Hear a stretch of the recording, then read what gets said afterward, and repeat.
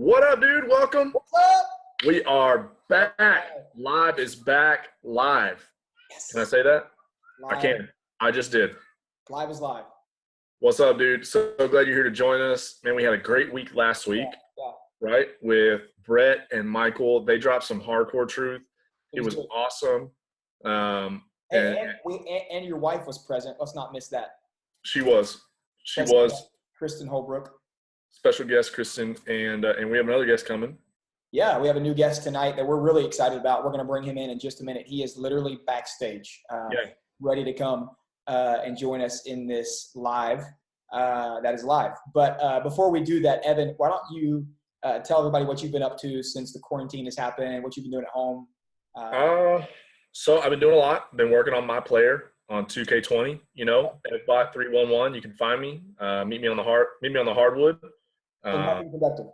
I'll do some trash talking. I've been growing some plants in some Lowe's buckets. I've been making sure the pool's full. It's good. The essentials.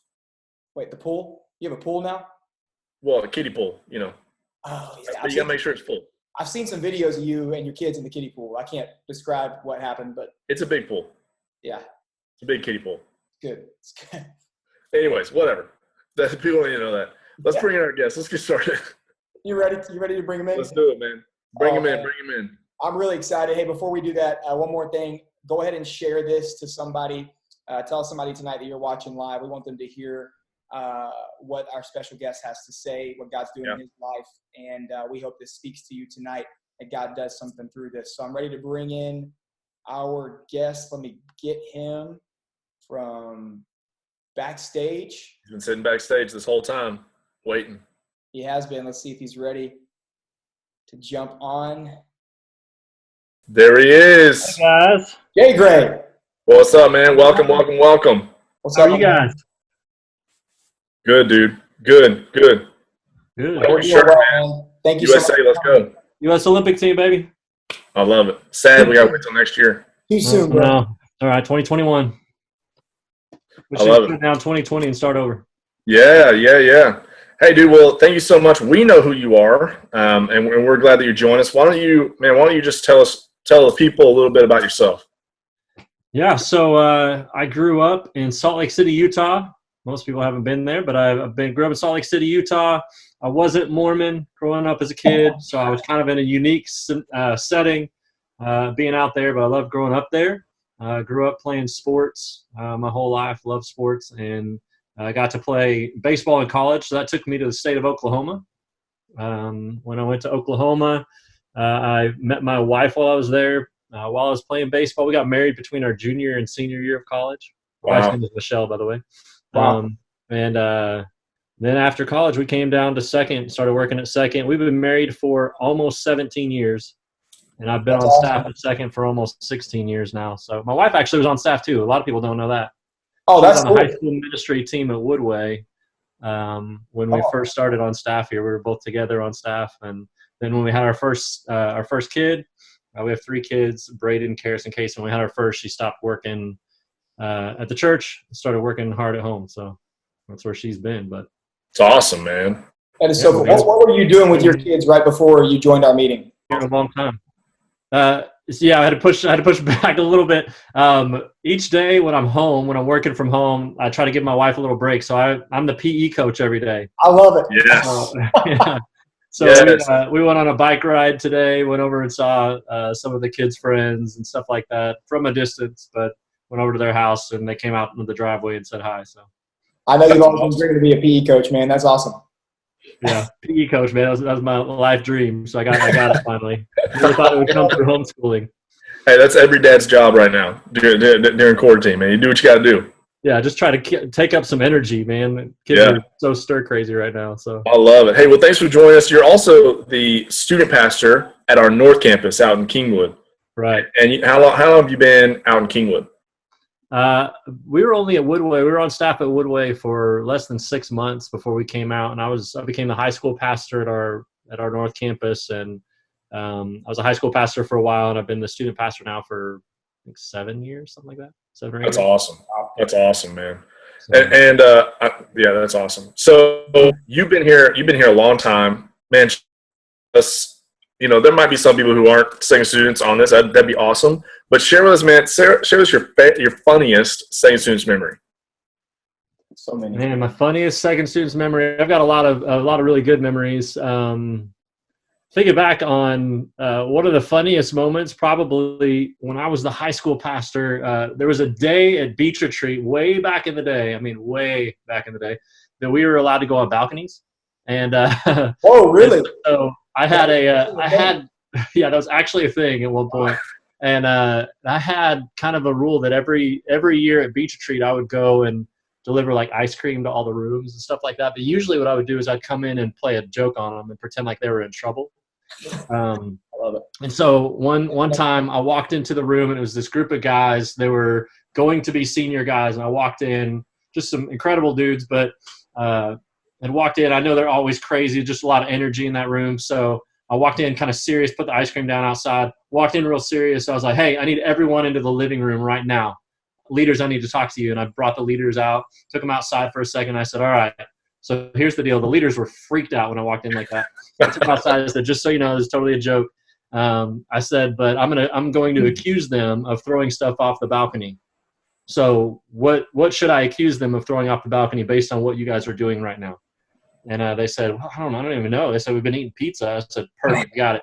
So I walked into the room, and I'm laying into them. I'm like, guys, we're getting calls down at headquarters, and there are people saying you're throwing pizza off the freaking balcony. Are you kidding me? Which one of you guys wants to go home for throwing pizza? They were way up high. I was like, you guys are throwing stuff off the balcony. Pizza's falling down in the pool. I'm going off on them. And I was like, I want to know who did it, and I want to know right now. I'm looking around the room, and one of the guys goes, I threw some crust off the balcony. Another dude goes, I threw stuff off the balcony too. They start confessing to throwing stuff off the balcony, and I was like, yes. And they're all kind of looking at me like, what are you going to do now? And I was like, guys, I'm going to be honest with you. I was totally kidding. That was totally a joke. But now that I know you're throwing pizza off the balcony, I kind of don't know what to do. I don't know what to do. I was like, so how about some ice cream, guys? So that was probably one of my weirdest moments as a high school pastor, where I'm playing a joke and I'm like, wait a second, so now you guys kind of are in trouble, but I don't know how to handle this, so just eat some ice cream. So I guess we'll just make it a good moment. All right, we'll talk about it later. It might have been the last year we were on the balconies. So So you are the problem. That's funny. No, that's awesome, man. I love that. Thank you for sharing, dude. I got a few moments like that, but people were actually throwing things off, and I caught them doing that. And totally different story, but that was not a good moment for those. Oh no, that's happened plenty of times, but it was the one that I was joking, and then they actually were doing it. That was what was frustrating. So you thought they weren't, but they were. Oh my goodness! And I accused them for exactly what they were actually throwing off the balcony. I even knew what they were throwing. That's the Holy Spirit, man. The Lord is moving. Yeah, it was good. Oh man, dude, I love that. Hey, so what is man? What's God teaching you right now?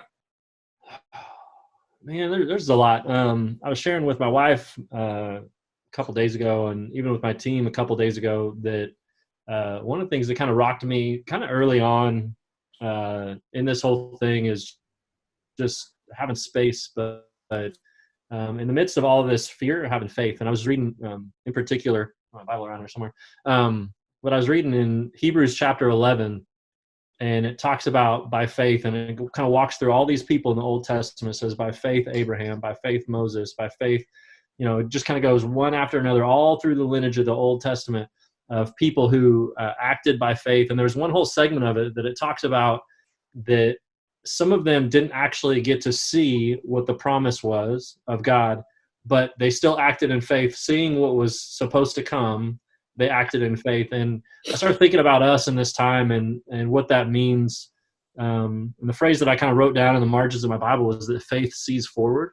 That right now there's a lot of fear and anxiety and stuff. And honestly, there's some reasons for people to kind of be like, this is a little weird. It can make us anxious, but having faith, when we have faith in a God who is in control, who's sovereign, doesn't mean he's making all of these things happen, but he is sovereign over all these things and through all these things. And when we trust that, and when we see his faithfulness over a long period of time, and that's especially in time in his word, And I was thinking about for myself and trying to share with my team a little bit, that as we see God's faithfulness through his word, we are able to have more faith, right? When we see that, there's a lot of people that have gone through these really dark times, and they've gone through these dark times, and they see how God was faithful, and then they heard about their ancestors who went through dark times, and they saw how God was faithful, and then they heard about those ancestors that went through hard times, and God was faithful, and it just causes us to go, you know what? God's been here before. He knows this. He knew this before it came, but he's already been through this. He's been through these dark times, and every generation has gotten to see his faithfulness all through it. And so just walking by faith, if faith sees forward. And then another thing that's really important, kind of probably a little bit more for us probably than our students, but it will continue to be one of those things that becomes more and more important, is that faith passes forward too. That these people who walked in faith, that their future generations after them began to walk in faith. And so that's what, I was challenging our staff with, is that we get to do that. We get to be ones that kind of pass that down. And for, junior high and high school students right now, as they walk in faith, as they trust God, as they seek him in his word, and they see how faithful he is, then they walk in faith. They're going to get to pass it on to other people, maybe pass it over to some people, but eventually it'll be passing it down to people. So that's been one of the coolest things. And then, of course, Hebrews 12, kind of brings up right behind it and talks about the cloud of witnesses, that because we've had those people in front of us who've gone before us and surrounding us, that we get to walk in that same kind of endurance and taking off all the other stuff. Right now it's fear and anxiety and stuff like that. And we get to run with perseverance, the race marked out for us. I love that, man. That is so good. So good. I heard somebody say it yesterday. They said sometimes you need to grab onto someone else's borrowed hope, someone who's been there, someone who's walked through it, someone who's seen it. And dude, that's so true for what you're saying, man. We look at the scriptures and see that those people had faith in seeing what had happened before them. Right. And that is so good, man. So good. Dig your faith deeply in the words of the scripture, right? Deeply in knowing that God's there, and man, that we'll pull through. Yeah, and I think that's why it's so important at this time to spend time in his word, because we're going to get to see, when everything looks kind of messed up, it doesn't seem like God's here. It doesn't seem like he's coming through, or it doesn't seem like he's answering all the prayers, although I've seen him answer lots of prayers, but it doesn't seem like all of them are being answered. You might begin to wonder, God, it doesn't seem like you're here with this. Where are you? And then you see it and you're like, oh, you are. And we're going to get to see it later, but we'll start to feel that he is now and recognize his presence now, which of course brings his peace with us as well. Yeah, I love what you were saying about faith sees forward. And I was taking notes over here, but man, I love, you brought up, all those people from the Old Testament, the Hall of Fame of Faith, and it talks about those people who they were saved because of their faith, right? And so I love thinking about that, as you were talking about all these men, Abraham, Isaac, Jacob, Joseph, the men who came after the other. And as Evan was saying, they had to rely on, who came before them. But I just think it was, I think of Abraham, man, it must have been so difficult for him to just trust God and go, but he had to have the faith, that God was going to make the way. And it was a process. God was saying, I'm going to make you an incredible nation, but it's not going to happen right now. And so many times we want the results right away. We want God to end this right now. We want things to get back to normal. But it is a process, and God is working, in the big picture. And he did that in the Old Testament. And for Abraham to hang on in that faith through being so old and having a child, to moving to different lands and so many different things that he went through. I mean, if you read it, it's unbelievable, the things that Abraham went through. His faith was amazing. And I think for Abraham, it was a faith, and you said this, that grew, that the more he saw God work, the closer he walked with God over time, his faith grew in that. We also expect our faith, I think, at times to be strong right now, or to be perfect right now. But the truth is that our faith grows, just like our walk with Christ grows. As Christians, we grow in our faith. And so for Abraham, the more he saw God work, the more he paid attention to that. As you said, reading the Word, walking with Him, his faith grew because he saw evidence of God lived out in his life. I thought that's just so powerful.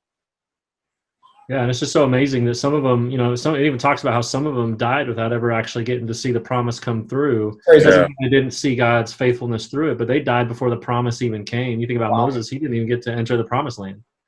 That's he got to see the promised land, but didn't get to enter into it. Now, there's a whole lot of pieces there about just God's faithfulness, even when we make mistakes and even though we sin and things like that. But But they didn't even get to see all the promises come true. And for us, the reality is that's where faith sees forward. We can still walk by faith even before we've seen it directly in front of us. And a lot of times we kind of wait for God, once you show me how you're going to answer this prayer, once you show me how you're going to come through, then I'll start believing it, as opposed to saying, I've seen for all of history how you've come through, and so I'm going to have faith. And that's where being grounded in his word and actually seeing that. If we don't see it and we don't hear the stories of it, we don't have that. We don't borrow that faith like you were talking about. Yeah. And that's where we get to borrow it and say, okay, over all of history, you've been faithful, so I can have faith today. That is so cool. Well, let's turn this towards the students, man. Would you give that same kind of message to where our students are sitting today, or would you be a little more specific or say something a little different to give those students advice who are sitting in the situation where, that we're all in together? Right. This is crazy time. I mean, I've never seen a time like this. Most people alive right now have never seen a time like this. And it's kind of interesting. There is a lot of fear and a lot of anxiety and stuff. And again, some of it, like, I think there's some parts of it that's healthy, right? This kind of cautious approach that we can take. And, I came in from the bike ride and I went and washed my hands, and I wouldn't have always done that necessarily. I'm a little bit of a germaphobe, so I probably would have always done that. But a lot of other people, right? Exactly. Seth gets me.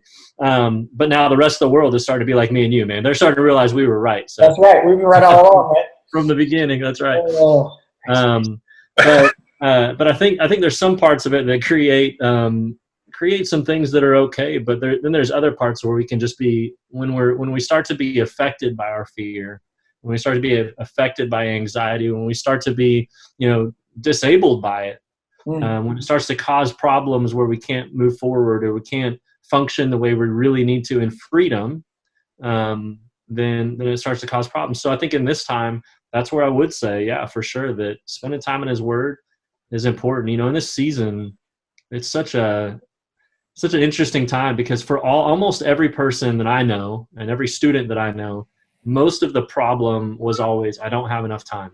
I don't have time right now. I can't do all the things I want to do, and I can't commit to all these things. And it came the same way in relationship with God, right? I would talk to students regularly, and I'd be like, hey, so I want to hear, how are you growing in your faith? I'm like, oh, I know I need to read my Bible. And one of the questions I like to ask when I'm talking with students is, what's the next thing in your faith that you think is going to help you take the next step? Like, if you had to pick one thing that you say, this is going to be the next step I need to take, what would it be? And for most students, I found that I need to read my Bible. I need to spend time in the Word. And some people would say it different ways, but I need to read my Bible. And I would say, what's the biggest obstacle for you? And they say, I'm just really busy. And I think that's true for even us, for adults. It's not just for students. But what I think is interesting is now in a lot of conversations, I find that even with space, there's a whole lot of people that still aren't doing that. And we're starting to realize that maybe, and I think that's one of the healthy things about this season, we might be starting to realize that maybe the problem is not time as much as it is using our time. I've read a whole lot and been encouraged by a whole lot. And you guys have probably heard the stories, like Shakespeare wrote Macbeth and a couple other plays, and Isaac Newton came up with started the process of the law of gravity and some of the calculus formulas and all that kind of stuff during a time that they were quarantined, during the time the whole world was put aside and everything was closed down. That's when all these things happened. And the more I read about it, the more I realize, that'd be really nice if we didn't have phones and didn't have TV, and it was a matter of either being bored or coming up with something, right? But right now we just fill everything with Netflix because we don't want to be bored. We don't want to have space. Yep. But people who study the brain and study even psychology tell you that when we fill our brain with all space and we don't have time to be bored, we actually don't have empathy and we don't have creativity. Wow. And so they found that that's what we typically do. That's why we watch. We can binge watch Netflix because we've got time. But somehow, even with all this time, we're not spending time in God's Word, and we're not spending time in the things we really need to. And so I think probably one of the big encouragements I'd say is for everyone, I think there's time right now to take a breath, for everybody to take a breath. And so maybe watching Netflix is a way you take a breath, just to kind of like let your mind settle a little bit. But finding space and creating that space to invest in yourself, to invest in your relationship with the Lord, to just pause and turn everything off for a while and create that space to just think and to be creative and think about what I'd want to do. There's a whole lot of really good stuff right now from a psychological perspective, that one of the most healthy ways for students to learn is when they create their own learning track. They think about the things that they want to learn, that they need to learn. Come on. Passionate about learning, and then they create the space to do it. This is one of those times that everybody has space to do it. But one of my fears is that maybe we miss our opportunity and we come out of this having watched 100,000 Netflix shows. We've gone to the bottom and back on Disney Plus and all that kind of stuff. Yeah. We've seen every TikTok, video we possibly can see, and we've seen it 900 times because they're just all remade. But we've never actually done the things that actually made us different when we came out of it. Yeah. Wow. I love that, man. That's so good. Yeah. I've been feeling like the same way, for me, it's like, and Erica, my wife, and I had this conversation. You mentioned, students, even adults say, man, my life is so busy. I can't do this, can't do that, but it feels like sometimes even in this season, I'm busier than I was on the other side of it. And I think there's a lot of truth to what you said. I think, some of the things I've heard are like staying in your routine, is really important. I think actually Ben Young said that a Sunday morning message a couple of weeks ago, was kind of staying in your routine, right? And not just, binge watching Netflix for hours, but getting up like you normally do, making your bed if you do that like you normally do. If you don't, you should. But doing all these things you normally do, I think can help make that time, and use it wisely. Because I found that like I'll start working, I'll work during the day, but then I'll be working at night. But I don't normally do that. My time is a lot of whack in our schedules. Like, what day is it, right? Is it Wednesday? Is it Thursday, Friday, Saturday? I don't even know. And so I think one of those things is staying in a routine, setting a schedule, and that can maybe help disengage from some of those things, and then really sit and be creative and really think about your walk with Christ. And I love that question that you said, and I'll stop talking. I love that you said, we always challenge students to grow in their walk, but asking them, hey, what area do you need to grow in? It may be reading God's word. It may be prayer. It may, for each one of us, maybe it's sharing Christ. Maybe it's, it's the faith. Maybe it's, what you say. It can be so specific, but I think that's so key. And picking one of those things and just trying to work on that. We're trying to, get better and grow in all these different areas. Maybe that's why we struggle so much, is because we're trying to manage a ton of areas. Let's just pick one and let's grow in that. I think that was key. I love that. Right. Just start building one habit. I mean, you're not going to build all the habits in your life you want to build, but for sure building one. One of the things that I think has been cool that I've really enjoyed is like even riding bikes with my kids, or I'll run and they'll ride bikes and things like that. I've noticed like we don't have music playing, and I've noticed a lot of students are doing this too. They're taking walks just to get out of their house and stuff. Oh yeah. But taking out your earphones and saying, I'm actually going to listen to nature and kind of let my mind roll a little bit instead of my mind being fixed on the music. Like my son the other day was like, Dad, look at that bird. And I was like, never said that about a bird, and he's like, Dad, that was a cardinal. And then he's like, Dad, there's an Oriole. How cool. He's noticing these things that honestly we haven't had time or space to notice before. But if we do all those things, but we still have our earphones in and things like that, or we, put our AirPods in and we're just, we're going to be listening to the music and not really still paying attention. And I think that's how we fill all of our space right now. Yeah. And this gives us a chance to create space, but it's always going to be intentional.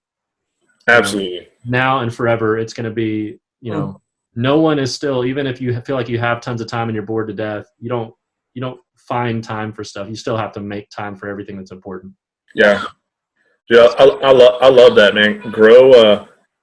Grow more by doing less. And control your schedule, right? But man, and don't leave don't leave time out or don't so structure your schedule that you can't do things that you love. Maybe watch Netflix, exactly what you said. Maybe watch Netflix, maybe get on TikTok, maybe play some video games. But, dude, set yourself up to succeed. And so in your schedule, take an hour of downtime or 30 minutes of downtime, man. And, I mean, dude, I've heard very similar things to what you said, man. Grow more by doing less. I mean, that is huge. That is something we can all learn right now. Yeah, for sure. For sure. Love it. Jay Gray, I know we didn't prepare you with this question. Can I ask you a question that we didn't give you? Of course. Okay.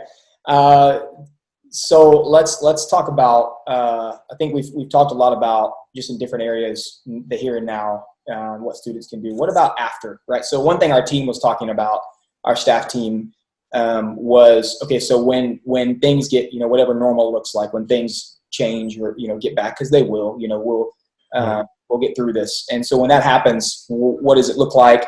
What are we doing to prepare for that time? So students, I mean, in light of their walk with Christ, in light of their lives, school, what can they do to prepare for that time? If that makes sense. If there's anything that comes to your mind, maybe it's just what we said. Yeah, I think it probably does go along with what we were just talking about. For me, I think everybody would probably have a little bit different answer to this, but for me, it's determining who you want to become and putting the things in your life that are going to allow you to become that person, right? And so, I think a lot of people in their minds, I think, I want to grow in my relationship with God. Like I want to know His will and I want to walk with Him. This is a time where there's probably fewer distractions. You're not going to be out with friends, or you're not be out with your team, or you're not going to be part of the group, the crowd, whatever it is that might kind of be more likely to lead you astray. Now, social media can be a part of that still, I guess, but I think that this gives us space to put in those things and to begin to create a habit before the rest of the world starts pouring stuff back onto our schedule. That's good. And so everybody is, I think you're right, Seth. Everybody does still feel busy, but I think they feel busy and then they look through a day and they're like, man, it's because I spent 6 hours watching Netflix and I turn it off. And so I have been doing something all day, but saying, before all this is over, I want to make sure I've built into my life these things that are important. Because I don't have to rush to school in the morning, I'm going to wake up and I'm going to spend, 3 minutes on my knees next to my bed and just say, God, I need you today. I need your help. Because when I start school back up, or when, sports start back up, or all these different things that we have, dance or, work, whatever it is, I want to still have that a part of my life. So now's the time to build that habit. So when those things come back in, I'm not having to try to squeeze them in with a schedule that's been poured on top of me. And so that's probably what I would say as far as preparing yourself for later on, saying when that time comes, what are the things I need to have in my life, and build them in now so they're a habit instead of hoping they become a habit later, because they probably won't. Yeah. One of those things you mentioned was, in order to, you got to look back a little bit. And you talked about like, man, okay, before this happened, when my life was scheduled, when it was hectic, when it had all these things, what are the things that I wasn't making time for, or wasn't where I wanted it to be? What are those habits that I didn't have that I want to start? I've kind of seen this time as like almost like a refresh, like a restart, if you will. Like totally. Some of those things that I can stop doing and then start doing the things that I need to be doing. Right. For students. I think you're exactly right. It's a perfect opportunity to kind of reset and refocus and reshape. We're doing that with our team, even kind of rethinking through our ministry and how we do that, and just trying to look at everything from the ground up and saying, if I could rebuild everything, what would it look like? And I think that starts in our life before it ever starts in our ministry or whatever else. But just trying to rebuild and put all those things in that matter. It's foundations back in place. Yeah, man, I love that, man. There's been some great things said today, students. I hope that you watch this video, that you rewatch this live stream, and that you're just taking notes all over the place. Man, Jonathan, thank you so much for jumping on with us. We love you, brother. We're so thankful. You are so wise. Guys, tune into Second Students North to hear everything they're doing during the week, if you don't already, man, because they're posting some great content. And don't forget to share this video, just like we said at the beginning. Is that cool? Seth, am I missing anything, man? No, that's awesome, Jay. Great, man. Thank you so much. I don't know your Instagram handle, but I would totally shoot that out right now if I knew it. That's all right. That's all right. It's just Jay Gray 1010. But here's the deal. Here's what I would say. At Jay Gray 1010, let's blow it up. There you go. I appreciate you guys having me on, and I'm grateful for the ministry you guys have, and for all you second students out on the West Campus. You guys got an incredible team, and I hope you appreciate them and know what an incredible group that is. So I love working with them, and you guys are a blessing to me. So thanks for having me on. You guys have a good one. Thanks, dude. Talk to you later. All right. See you guys later. Bye. Evan, what's up, man? We're back, man. We're back. Dude, that was awesome. That was a great session. I took a lot of notes. We're going to post after this later on tonight or probably tomorrow morning a little snippet of some of the notes that came from this. But if you, I guess you can go rewatch this on YouTube or Facebook. I would encourage you to do that if you came on late because, man, that was gold. And we keep talking about time, right? Like a lot of time. Apparently enough time to go play in a kiddie pool. So I have tons of time to do that. That's what Evan's been doing if you caught any of that. Making phone calls from the kiddie pool, man. Do what I got to do. That's good, man. That's good. Hey, well, I loved it. Seriously, the best thing, the thing that resonated with me was grow more by doing less.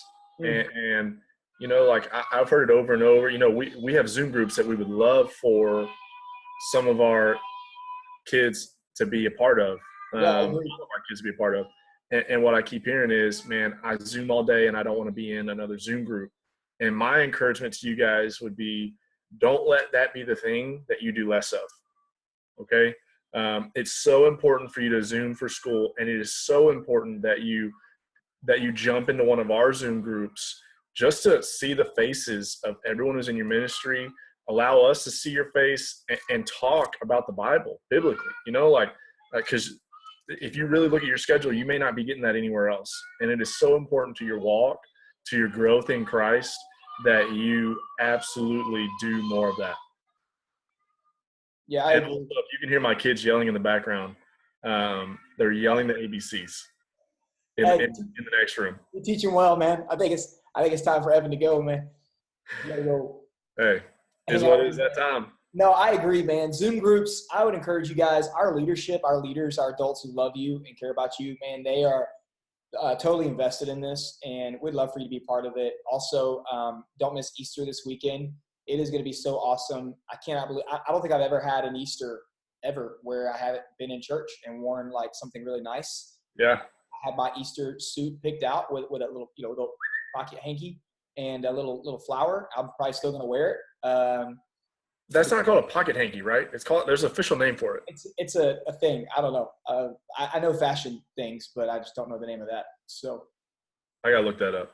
Look it up. Hey, but that's for real though. We do have if you want to join us, we have a 7 a.m. service. Yeah. All of you are invited to be a part of. Yeah. It's actually on campus. It's on campus. You drive up in Pocket Square. Pocket Square. There we go. Pocket Square. You drive up in your car at 7 a.m. Now, this is early. It's at 7 a.m. And we're all going to watch the Pastor's Devo together and pray. And that's going to be kind of our drive-in Easter service. Obviously, we'd still love for you to join us online on Easter Sunday morning as a full family. We would love for you guys to drop in also. We'll be there in the parking lot in our suits. Yeah, we'll be praying for all those Easter services that people's lives will be changed. And, yes, in our suits too. But we'd love for you and your family to join. But don't miss, for sure, Easter services on Sunday. We love you guys. Man, if you need anything, you have any questions, you need prayer, please let us know. Please DM us, talk to us on any social media platform. You have a staff member's number, text us. You don't have it, ask for it. We love you guys. We care about you. We're here. Yeah. Love y'all, man. Good luck with that rash. See y'all.